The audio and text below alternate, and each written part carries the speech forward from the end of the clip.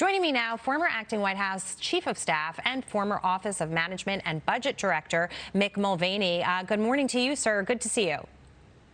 Jackie, thanks very much for having me this morning. First off, I'd just like to get your reaction to this. Obviously, it is a huge spending package coming after the coronavirus relief package, which addressed so many things, including a small portion of the coronavirus itself. Your thoughts on what the package kind of should look like here? I mean, there are a lot of folks saying we don't need this much spending.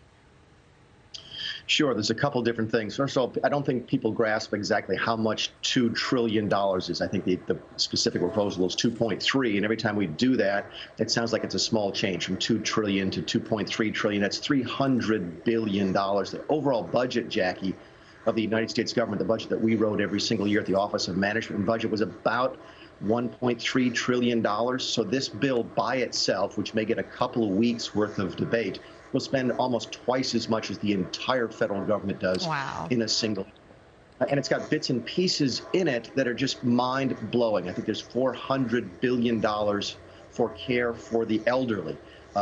Great, wonderful, let's have that debate, but that's not infrastructure. I think it's got $200 billion for affordable housing. Great, wonderful discussion. Not infrastructure. Keep in mind, the entire budget of housing and urban development, an entire agency of the federal government, is only $50 billion a year. That's the entire agency, and this one bill proposes to spend 4 times that on a single line item in HUD's regular budget. So the numbers are just huge, bizarrely huge. It makes you wonder if it's really a serious bill or if it's just designed to make political points. Well, it sounds like they're pretty serious about it, and whether or not they have bipartisan support, they may use the technique of reconciliation to go ahead and pass this through. And you bring up the point here that it's not only focused on infrastructure, so many things are wrapped up inside this, and we should be having those conversations, yet the administration and the Democrats don't want to. They don't want the dialogue. Yeah, I think the best evidence of the fact that it's not really an infrastructure bill is that the Democrats are talking about reconciliation, because both parties have been trying to pass a reconciliation bill now for, infrastructure bill now for several years. It got bogged down during the Trump administration over the Democrats' refusal to reduce the environmental regulations and the delays in getting roads and bridges built. But the simple fact now that the Democrats are talking about reconciliation means they know they're not going to get any Republican support, especially in the Senate. Why is that? Because it's not an infrastructure bill. If it was a regular infrastructure bill, it could pass by itself. Reconciliation, one of those really boring inside the beltway type of discussions about how to pass something in the Senate with only 50 votes.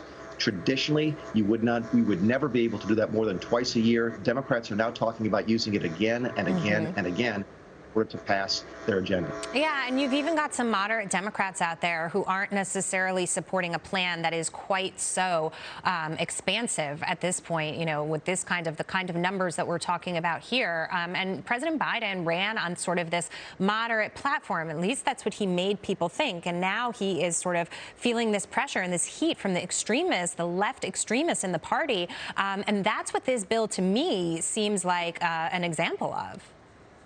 It is. I think it's one of the messages that isn't getting out. Your network is doing a decent job on it, but most of the media is burying the fact that the Democrats really are not interested at all in bipartisanship, not interested in working with Republicans. In fact, they're not even interested in working with their own moderate wing of their own party. Some folks have come out and said this infrastructure bill is 5 times too small. They've also targeted over the weekend a moderate Democrat from Tennessee, Jim Cooper. So there's infighting with the Democrat Party that makes it almost impossible without President Biden's leadership to work with the Republicans. But this whole sort of thin veneer of bipartisanship has been put aside a long time ago. You don't talk about using reconciliation again and again and again if you haven't thrown bipartisanship to the side. You would be working on an infrastructure-only bill. $600 billion is a lot of money for roads and bridges, to Senator Blunt's.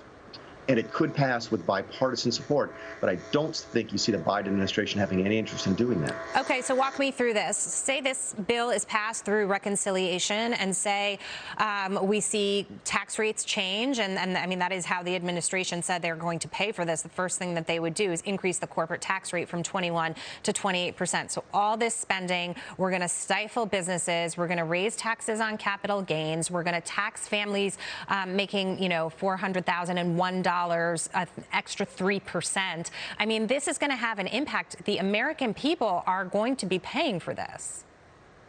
Sure, and you have to wonder why. The Trump tax cuts, especially the corporate tax cut, worked. We had tremendous sustained levels of growth before COVID. We had full employment beyond what people ever expected, and we had no inflation. So it was working, but it had the Trump name attached to it. So it becomes this anathema to Democrats, and they have to get rid of it, despite the fact that it was working. More importantly, I think it bears noting, Jackie, it doesn't pay for this. By the way, both parties do this, but what the Democrats are doing right now is saying they're going to count the taxes for 15 years to count spending for 8. No one gets to do that besides the federal government. Again, Republicans have done it the same in the past, but it does bear discussion as to whether or not that's an accurate and honest intellectual way to count, and it simply is not. This is not about economics, it's about politics. They ran saying they would soak corporations, make the rich pay more, and that's what this is. The tax increase as part of the infrastructure bill is just an excuse. If they could pass a standalone spending bill, they would, and a standalone tax bill, they would. This is about getting a pound of flesh, not about paying for roads and bridges. Unemployment under President Trump before the pandemic, a 50-year low. A lot of those policies that were implemented by the previous administration, what kept us afloat and got us through this horrible period of the pandemic.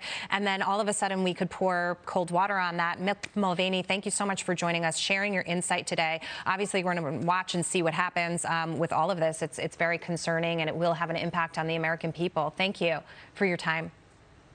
Thanks, Jack.